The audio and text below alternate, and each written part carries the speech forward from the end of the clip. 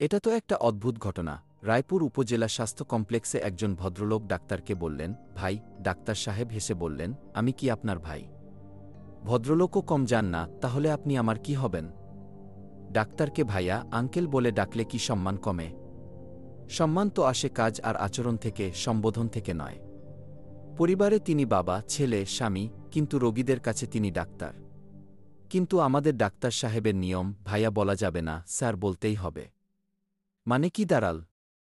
Sir বললে হাসি, ভাইয়া বললে রিস্ক। বন্ধুরা, আপনারা ডাক্তারকে কি বলে ডাকেন? স্যার, ভাইয়া, নাকি ডাক্তার সাহেব? প্রয়োজন হলে হাজারটা রাস্তা বদলাও, কিন্তু গন্তব্য থাকবে একটাই।